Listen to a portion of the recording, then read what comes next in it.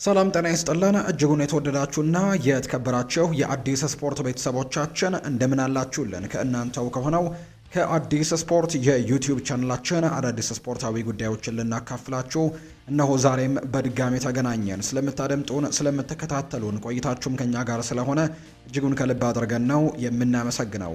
በዛሬ ፕሮግራማችን የተለያዩ ስፖርታዊ ጉዳዮችን ወደ እናንተ እያደረስን ቆይታን የምናደርግ ይሆናል። ከነዚህ መካከል ትልልቆቹን የአውሮፓ ክለቦች እንመለከታለን። ዛሬ በተወዳጁ የእንግሊዝ ፕሪምየር ሊግ የሚጠበቁ ሁለት ጨዋታዎች ይደረጋሉ።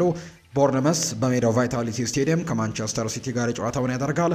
ከዛ ውጭ ደግሞ ቶተንሃም ሆትስፐርስ እና እንዲሁ ደግሞ ቼልሲ የሚያደርጉት መርሃ ግብርም ዛሬ በርካቶች በጉጉት የሚጠብቁት ነው። ምናልባት የተወዳጁ የእንግሊዝ ፕሪምየር ሊግ ሻምፒየን ዛሬ ሊለይ የሚችልበት እድሉም እንዳለ በርካቶች ያነሳሉ። ምክንያቱም ዛሬ ማንቸስተር ሲቲ ከቦርንመዝ ጋር ነው ጨዋታውን የሚያደርገውና ምናልባት ነጥብ የሚጥል ከሆነ ማንቸስተር ሲቲ ሻምፒዮንነቱን አርሰናል የሚያረጋግጥ ይሆናል። ካልሆነ ግን እስከ መጨረሻው ሳምንት የሁለቱ ቡድኖች የሲቲና የአርሰናል ትንቅንቅን የምንመለከት ነው የሚሆነው። የዛሬዎችን ጨዋታዎች ውጤት ግምቶችን በተለይ ማንቸስተር ሲቲና ቦርንመዝ የሚያደርጉትን የጨዋታ ውጤት ግምቶቻችሁን ኮሜንት ቦክስ ላይ ልታጋሩን ትችላላችሁ። እስከ ፕሮግራማችን ፍጻሜ ድረስ አብራችሁኝ እንድትቆዩ በአክብሮት ጋብዛለሁ።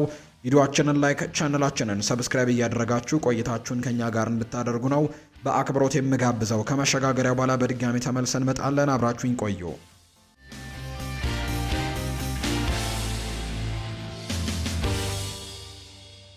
የሀገር ውስጥ መረጃን በማስቀደም ነው የዛሬ ፕሮግራማችንን የምንጀምረው። የኢትዮጵያ ከ17 ዓመት በታች ብሔራዊ ቡድናችን ዛሬ የአፍሪካ ዋንጫ የምድብ የመጨረሻ ጨዋታውን ከቱኒዚያ ብሔራዊ ቡድን ጋር የሚያደርግ የሚሆነው ቀይ ቀበሮቹ ለዓለም ዋንጫ ለማለፍ የሚያደርጉት ወሳኝ መርሃ ግብር ነው የዛሬው ጨዋታ።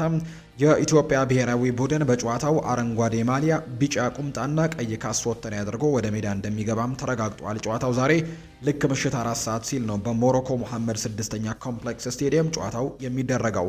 ሌላኛው የምድብ ጨዋታ በግብጽና በሞሮኮ መካከል በተመሳሳይ ምሽት 4 ሰዓት ላይ የሚደረግ ይሆናል። ይህንን ምድብ ግብጽ በ4 ነጥቦች ስትመራው አዘጋጁ ሀገር ሞሮኮም በተመሳሳይ 4 ነጥብ አላት። ከግብ ክፍያ ጋር በተያዘ ነው አንደኛና ሁለተኛ የተቀመጡት። ኢትዮጵያና ቱኒዚያ ደግሞ አንዳንድ ነጥቦችን ከዚህ ምድብ ማግኘት የቻሉ ብሔራዊ ቡድኖች ናቸው። ዛሬ በሚደረገው ጨዋታ መልካሙን ሁሉ ውጤት ለኢትዮጵያ ታዳጊ ብሔራዊ ቡድናችን እንዲሆን ከወዲሁ እንመኛለን። ሌላኛው ከዚሁ ከኢትዮጵያ ብሔራዊ ቡድን ጋር በተያዘ በተለይ ከአፍሪካ ዋንጫ ጋር በተያዘ ጉዳይን እናንሳ። የዋናዎቹን ማለት ነው። የአፍሪካ ዋንጫ ማጣሪያ ጨዋታዎች በቀጣይ በሚኖሩ 3 የብሔራዊ ቡድኖች እረፍት ወቅት እንደሚካሄዱ ነው ዛሬ ይፋ የተደረገው። ጨዋታዎቹ በመስከረም በህዳርና በመጋቢት ወራት ላይ ይደረጋሉ ተብሎ ይፋ ተደርጓል። የመጀመሪያውና ሁለተኛው ጨዋታ ከመስከረም 11 እስከ መስከረም 26 ባሉት ቀናቶች ውስጥም ይደረጋሉ። በ15 ቀናት ውስጥ እነዚህ ሁለት ጨዋታዎች እንደሚደረጉ ይፋ ተደርጓል። ሶስተኛና አራተኛ የምድብ ጨዋታዎች ደግሞ ከጥቅምት 30 እስከ ህዳር 8 በሚኖሩ ጊዜያት ላይ ጨዋታዎቹ ይደረጋሉ ተብሏል። አምስተኛና ስድስተኛው ጨዋታ ደግሞ ከመጋቢት 13 እስከ መጋቢት 21 2019 ዓ.ም ባሉት ቀናት ላይ እንደሚደረግ ይፋ ተደርጓል። የ2027 የአፍሪካ ዋንጫ መክፈቻ ጨዋታ የሚጀመረው ቅዳሜ ዕለት ነው። ሰኔ 12 2019 ዓ.ም የዛሬ ዓመት ገደማ የሚደረግ ውድድር ነው። የአፍሪካ ዋንጫ ፍጻሜ ጨዋታ ደግሞ ቅዳሜ ዕለት ይሆናል። ሐምሌ 10 2019 ዓ.ም ላይ ጨዋታው እንደሚደረግ ነው መረጃው ይፋ የተደረገው። የ2027 የአፍሪካ ዋንጫ በ3 የምስራቅ አፍሪካ ሀገራት መካከልም በተለይም በኬንያ፣ በዩጋንዳና በታንዛኒያ ነው በጣምራ የሚዘጋጀው። የአፍሪካ ዋንጫ በ3 ሀገራት ሲዘጋጅ በውድድሩ ታሪክ ዘንድሮ ወይም የቀጣዩ የአፍሪካ ዋንጫ ለመጀመሪያ ጊዜ ነው የሚሆነው። 3 ሀገራት አንድ ላይ አዘጋጅተውት አያውቁም። እንዲሁም በአፍሪካ ዋንጫ ውድድር በምስራቅ አፍሪካ ሲካሄድም ከ50 ዓመታት በኋላ ነው ለመጀመሪያ ጊዜ የሚደረገው። ዘንድሮ ምስራቅ አፍሪካ ከመጣ 50 ዓመታት አልፎታል። የአፍሪካ ዋንጫው ዝግጅት ዘንድሮ ከ50 ዓመት በኋላ ይመለሳል። ኢትዮጵያ በ1976 የአፍሪካ ዋንጫውን ካዘጋጀች በኋላ አንድም የምስራቅ አፍሪካ ሀገር የአፍሪካ ዋንጫን አዘጋጅቶ አያውቅም ነበር። ዘንድሮ ግን በድጋሚ ይመለሳል። ውድድሩ ሰሜን አፍሪካዊቷ ሀገር ሞሮኮ ብቸኛ የአፍሪካ ዋንጫ ያሳካችበት ውድድሯ እንደነበር ይታወሳል። 1976 ላይ ኢትዮጵያ ባስተናገደችው የአፍሪካ ዋንጫ ውድድር ላይ። ክለቦችን የተመለከቱ ስፖርታዊ ጉዳዮችን እናንሳ። የአርሰናልን መረጃዎችን እንንገራቸው። ዳቪድ ራያ ይናገራል። ከበርንሌው አጥቂው ፍሌሚንግ ጋር ባደረገው ጠንካራ ግጭት ምክንያት ዳቪድ ራያ ትላንትና ህመም ተሰምቶት እንደነበር እንግዲህ በርካቶቻችን የተመለከትነው ነው፣ ምናልባት ጨዋታውን የተከታተላቸው። ነገር ግን የአርሰናል ግብ ጠባቂ በጥሩ ሁኔታ ላይ አሁን እንደሚገኝ ነው መረጃዎች እያሳዩ የሚገኙትና በጥሩ ጤንነት ላይ ይገኛል ተብሏል። በጨዋታው ላይም እንዲሁ ጨዋታውን መቀጠሉን እናስታውሳለን። ነገር ግን ጉዳት ገጥሞት እንደነበር ግን የተመለከትንበት አጋጣሚ ነበርና በርካቶች ምናልባት መጠነኛ ህመሞች ሊገጥሙት ይችላሉ ብለው ሀሳቦቻቸውን ቢሰጡም ነገር ግን ከጉዳቱ ተመልሷል ወይም ደግሞ ያን ያክል ጠንከር ያለ ግጭት እንዳልገጠመው ጭምር ነው ይፋ የተደረገው። ስለዚህም ግብ ጠባቂ ዳቪድ ራያ በጥሩ ጤንነት ላይ እንደሚገኝ ነው ይፋ የተደረገው። ዩሪያን ቲምበር ለአውሮፓ ቻምፒየንስ ሊግ የፍጻሜ ጨዋታ ይደርሳል ወይ? የበርካታ የአርሰናል ደጋፊዎች ጥያቄ ነው። አሁን ላይ የአርሰናሉ ተጫዋች የሆነው ዩሪያን ቲምበር ጉዳት ሁኔታው እንዳሰጋቸው ነው የኔዘርላንድ ብሔራዊ ቡድን አሰልጣኝ የሆኑት ሮናልድ ኪውመን እየተናገሩ የሚገኙት። ቲምበር በቀጣዩ የዓለም ዋንጫ የመሳተፍ እድሉ አስተማማኝ እንዳልሆነ ጭምር ነው አሰልጣኙ በሰጡት አስተያየት ላይ የተናገሩት። ከመጋቢት ወር ጀምሮ በጉዳት ከሜዳ የራቀው ቲምበር ወደ ሜዳ ለመመለስ በጥረት ላይ እንደሚገኝ ተናግረዋል። ቲምበር በአሁኑ ሰዓት ለቻምፒየንስ ሊግ ፍጻሜና ዓለም ዋንጫ ዝግጁ ለመሆን እየሰራ ነው ሲሉ ሮናልድ ኪውመን ይናገራሉ። ነገር ግን አሁን ላይ ነገሮች ጥሩ አይመስለኙም ሲሉም ነው ያላቸውን ስጋት የተናገሩት። አሰልጣኝ ሚኬል አርቴታ ከቀናት በፊት ቲምበር የውድድር ዓመቱ ሳበቃ ወደ ሜዳ ይመለሳል የሚል እምነት እንዳላቸው ገልጸው እንደነበር እናስታውሳለን። የኔዘርላንድ ብሔራዊ ቡድን አሰልጣኝ የሆኑት ሮናልድ ኪውመን ምንም እንኳን ተጫዋቹ ለቻምፒየንስ ሊግ ፍጻሜ ጨዋታና በዓለም ዋንጫው ላይ ለመሳተፍ ጠንክሮ እየሰራ ቢሆንም ነገር ግን ስጋቶች ያሉ ሲሉም ጭምር ነው የተናገሩት አሰልጣኝ ሮናልድ ኪውመን ናቸው ይህንን የሰጠቡት። ይሄ ደግሞ ለአርሰናል በተለይ ደጋፊዎች በተለይ በዛ ቦታ ላይ የቤን ዋይት በጉዳት ምክንያት አለመኖርን ተከትሎ ከዛ ውጪ የዩሪየን ቲምበርም ጉዳት የማይመለስ ከሆነ በዛ ቦታ ላይ በጣም ስጋት ሊገባቸው ይችላል ተብሎ ይታሰባል። ተፈጥሯዊ ቦታው እንዳልሆነ ይታወቃል። ክሪስቲያን ሞስክዌራ እና ያንን ቦታ በትክክል መሸፈን ይችላል ወይ? ከነ ክቪቻ ክቫራትስኬሊያ ጋር የሚኖረው ትንቅንቅ ምን አይነት ነው የሚሆነው? በርካቶች የሚጠብቁት ነው። የዩሪየን ቲምበርን መመለስ የአርሰናል ደጋፊዎች በጉጉት እንደሚጠብቁት ነው የተነገረው። ጄሚ ካራገር ይናገራል። አርሰናል ሙሉ ለሙሉ እፎይ ለማለት ዛሬ የግድ ማንቸስተር ሲቲን እንግዲህ ነጥብ መጣል ሊጠብቅ ይገባል ሲልም ነው የተናገረው። የማንቸስተር ሲቲ ነጥብ ሊጥል ይገባዋል። ያ ካልሆነ ግን ሲቲ በአሪፍ ሁኔታም ጨዋታውን የሚያሸንፍ ከሆነ አርሰናል ላይ ከባድ ጫናዎች ይበረታባቸዋል ብዬ አስባለሁ። በመጨረሻው ጨዋታ በጣም ይቸገራሉ ብዬ አስባለሁ ሲልም ነው ጄሚ ካራገር የተናገረው። ምናልባት ዛሬ ግን ማንቸስተር ሲቲ ነጥብ የሚጥልላቸው ከሆነ ግን በጣም በጥሩ ሁኔታ ይጨርሱታል። ካልሆነ ግን አስቸጋሪ ሊሆንባቸው ይችላል። በጣም ጫናውም ከፍ ሊልባቸው ይችላል ሲልም ጭምር ነው የተናገረው ጄሚ ካራገር ሲናገር። የማንቸስተር ዩናይትድ ጉዳዮችን ደግሞ እንንገራቸው። ሉዊስ ኤንሪኬ በማንቸስተር ዩናይትድ በሚገኙ አንዳንድ ሰዎች እጅግ በጣም ይፈለግ የነበረው አሰልጣኝ እንደሆነ ይፋ ተደርጓል። ማንቸስተር ዩናይትዶች በተለይ በትልቁ የሚፈልጉት አሰልጣኝ የነበረው ሉዊስ ኤንሪኬን እንደሆነ ነው መረጃዎች እያሳዩ የሚገኙት። ዩናይትድ ጥር ላይ አሰልጣኙን በክረምቱ የግሉ ለማድረግ ይችል እንደሆነ ለማጣራት ቢሞክሩም የሚቻል እንዳልሆነ ግን ተነግሯቸዋል። በዛ መሰረትም ነው ሌሎች አሰልጣኞችን ወደ መመልከት ያመሩትና አሁን ደግሞ በማይክል ካሪክ ላይ ውሳኔ እንዲወስኑ ያደረጋቸው ያ ነገር እንደሆነ ነው እየተገለጸ የሚገኘው። ሉዊስ ኤንሪኬ ማንቸስተር ዩናይትድን ይቀላቀል እንደሆነ ግን በተደጋጋሚ ጥያቄ ቀርቦለት እንደነበር ነው መረጃዎቹ ይፋ ያደረጉት እንደ ፋብሪዚዮ ሮማኖ ዘገባ። ማንቸስተር ዩናይትድ በዚህ አስተሳሰቡ ዋንጫ አይበላም ብሏል። ሮይ ኪን ነው ይህንን ሀሳብ የሰጠው። የቀድሞ የማንቸስተር ዩናይትድ ተጫዋች የሆነው ሮይ ኪን ብሩኖ ፈርናንዴዝ ለግሉ ክብረ ወሰን ሲሰራ ነበር ሲል ተችቶታል። የቡድኑ ባህሪ ምንድነው? ሁሉም ለግል ሪከርድ ነው ወይ የሚጫወቱት ሲል ሮይ ኪን ይናገራል። አክሎም ብራያን ምቤሞ አንድ ኳስ ሲስት ፈርናንዴዝ ያደረገውን ከተመለከታችሁ መሬት ላይ ነበር የተኛው፣ ምክንያቱም ለራሱ ጥቅም ሲል ነበር ሲጫወት የነበረው ሲል ይናገራል። ይህንን ሀሳብ የሰጠው ሮይ ኪን ነው።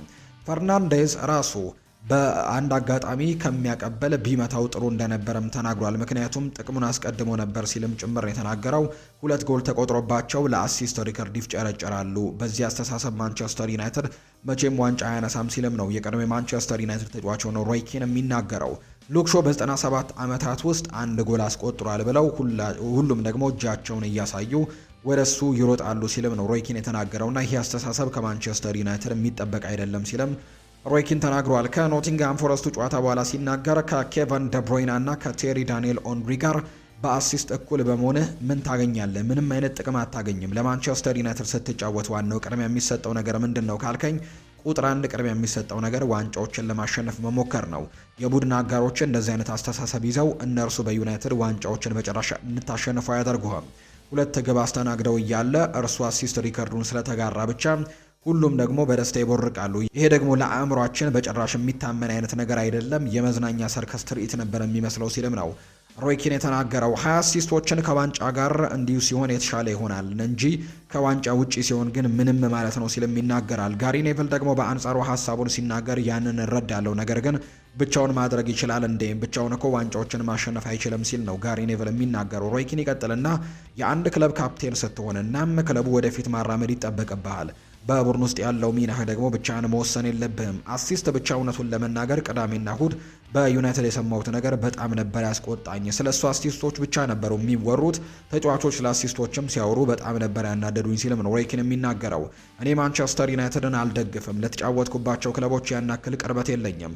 ራሽፈርድ በልምምድ ወቅት ፈገግ ማለቱ ሁልጊዜም እንዲሁ ፈገግ ሊል ይችላል። ተጫዋቾች ከልክ በላይ ፈገግ ሲሉ ደግሞ አልወድም። ሉክ ሾው ከብዙ ዓመት በኋላ ነው ጎል ያስቆጠረውና ሁሉም እየየ ማለታቸውን ያልወደድኩትም ሲልም ነው ሮይ ኪን ጨምሮ የተናገረው። ብሩኖ ከጨዋታው በኋላ ቃለ መጠይቅ ሲያደርግም እንዲሁ የግብ ሙከራን ማድረግ የነበሩብኝ ጥቂት ጊዜያቶች ነበሩ፣ ነገር ግን ኳሱን አቀበልኩኝ ብሎም ነበር። ይህንን ያለው ራሱ አምበላችሁ ጭምር ነው።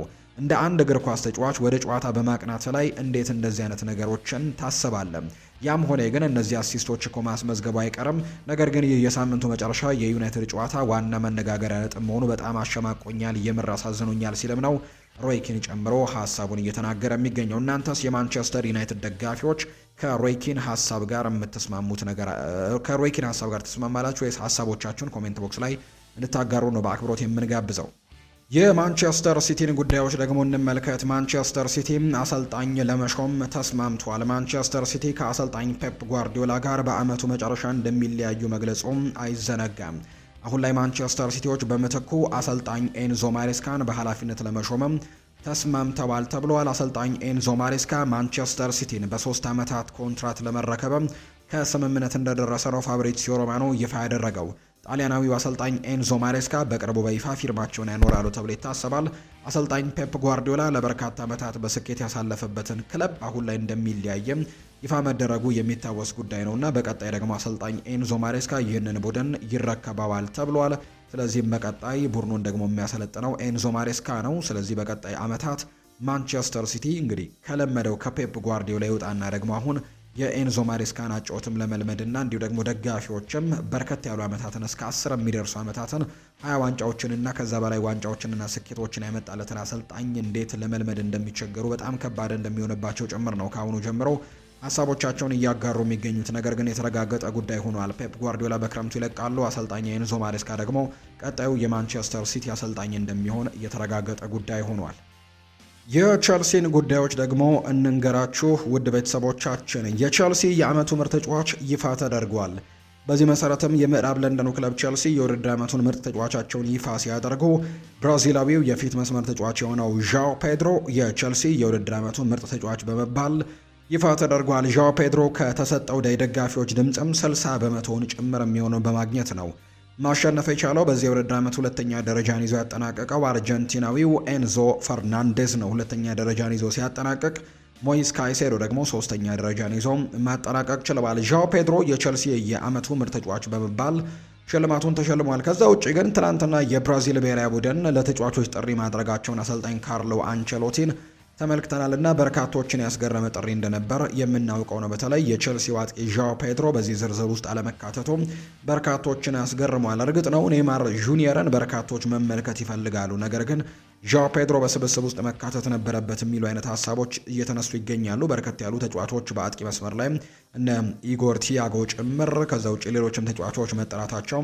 የሚታወቅ ነውና በዛ ምትክ ግን ዣኦ ፔድሮ መኖር ነበረበት ብለው የሚያስቡ በርካቶች ናቸው። በተለይ በክረምት ከነበረው የዓለም ክለቦች ዋንጫ ጀምሮ ከተመለከተን በዚህ የውድድር ዓመት ከዓለም ክለቦች ዋንጫ ጀምሮ በአጠቃላይ በሁሉም ውድድሮች በርከት ያሉ ግቦችን ያስቆጠሩት የብራዚል ብሔራዊ ቡድን ተጫዋቾችን ከተመለከተን ከራፊኒያና ከቪኒሲዮስ ጁኒየር ቀጥሎ በርከት ያሉ የግብ አስተዋጽኦችን ማድረግ የቻለው ተጫዋች ዣኦ ፔድሮ ነውና በዚህ ብሔራዊ ቡድን ስብስብ ውስጥ ግን መካተት አልቻለም። እሱ ግን ሀሳቡን ሰጥቷል። 6ኛውን የዓለም ዋንጫ ለብራዚል እንደሚያመጡላቸው በጣም ተስፋ አደርጋለሁ ሲልም ጭምር የተናገረው የብራዚል ደጋፊም ሆኜ እቀጥላለሁ ሲልም ነው የተናገረው።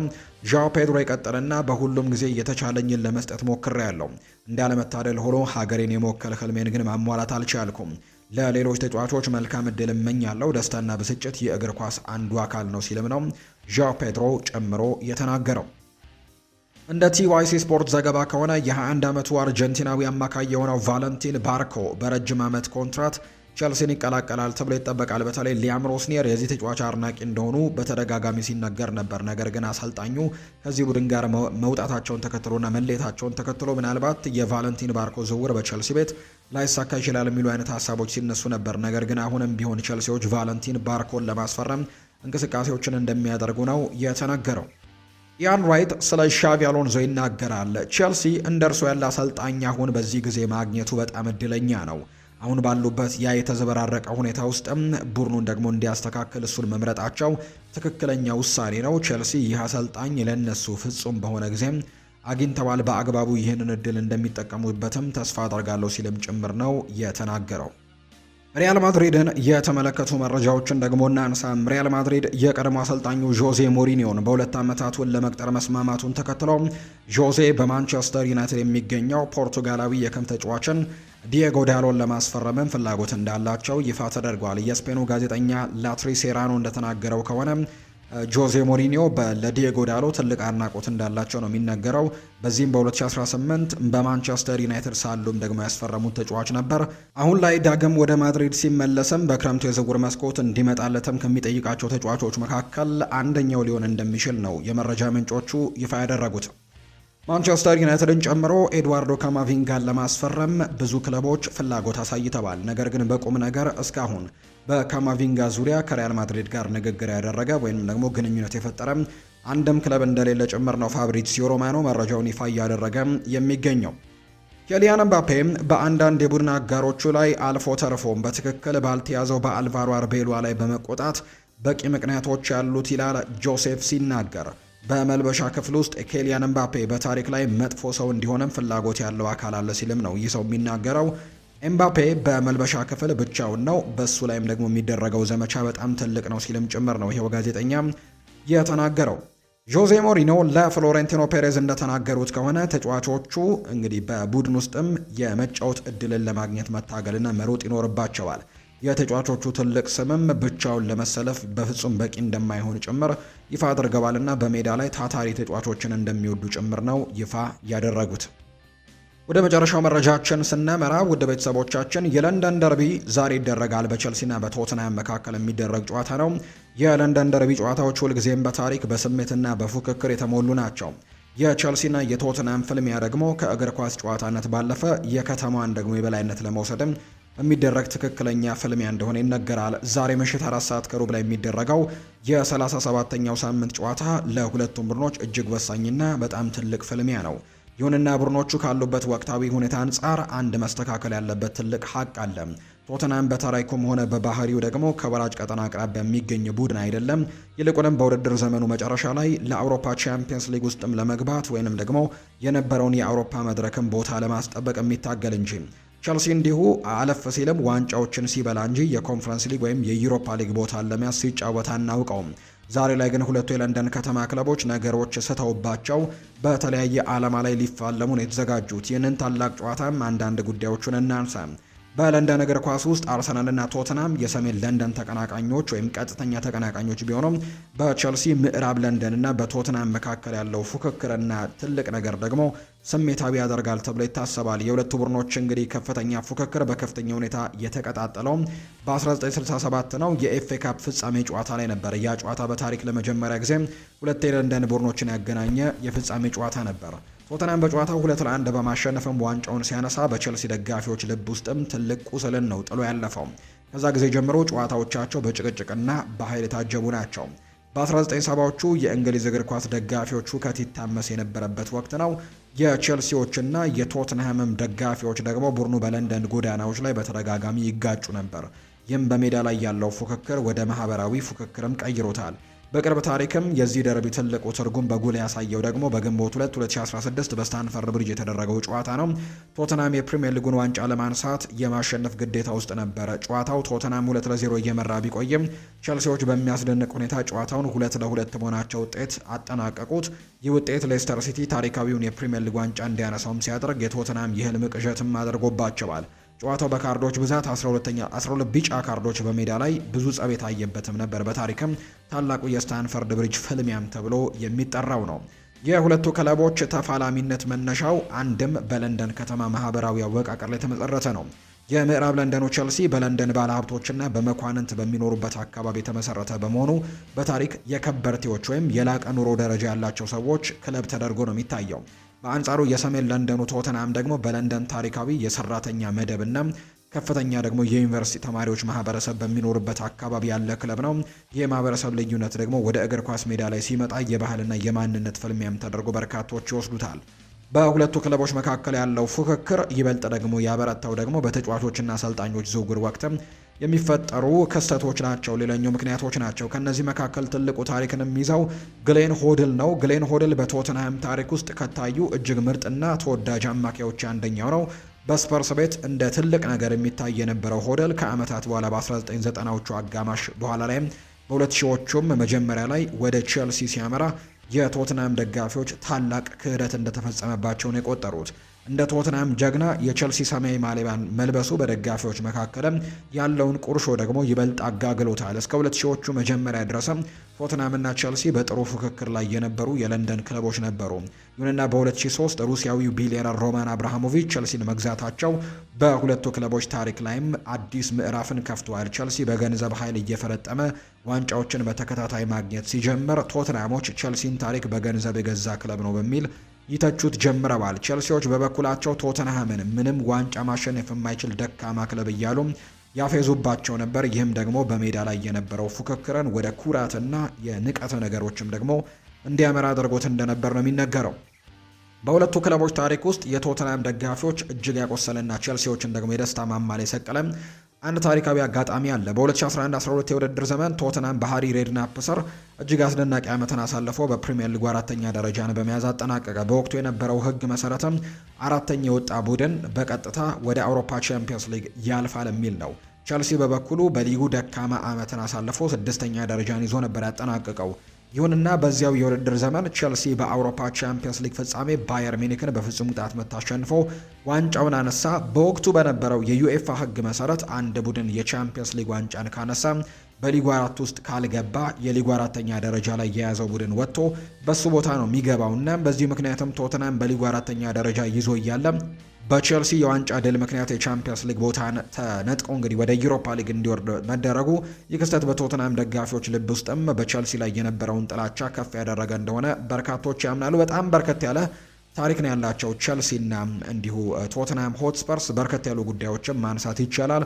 ዛሬ ይሄ ጨዋታ በትልቅ ጉጉት ይደረጋል ተብሎ ይታሰባል። ምሽት ላይ የሚደረግ ጨዋታ ነው። በርካቶችም በትልቅ ጉጉት ይጠብቁታል። ይህ ጨዋታ ምሽት 4 ሰዓት ከሩብ ሲል የሚደረግ ይሆናል። የቶተንሃምና የቼልሲ ጨዋታ የእናንተን የውጤት ግምት ኮሜንት ቦክስ ላይ ልታጋሩን ትችላላችሁ። የተወደዳችሁና የተከበራችሁ ቤተሰቦቻችን ለዛሬ ያዝንላችሁ አዳዲስ ስፖርታዊ ጉዳዮቻችን እነዚህን ይመስላሉ። ስላደመጣችሁን ስለተከታተላችሁን ቆይታችሁም ከኛ ጋር ስለነበረ እጅግ ከልብ አድርገን ነው የምናመሰግነው። ፉአድ ባህሩ የዛሬውን ፕሮግራም እየመራው ከእናንተ ጋር ቆይታን አደረግኩኝ። በቀጣይ ፕሮግራሞቻችን ሌሎች ስፖርታዊ ጉዳዮችን፣ ሌሎች አዳዲስ መረጃዎችን አካተን በድጋሚ ተመልሰን የምንገናኝ ይሆናል። ስላደመጣችሁኝ፣ ስለተከታተላችሁኝ ቆይታችሁም ከኛ ጋር ስለነበረ ከልብ አድርጌ ያመሰገንኩኝ። መልካም ጊዜ መልካም ደግሞ ቀን እንዲሆንላችሁ ነው በአክብሮት የምመኘው።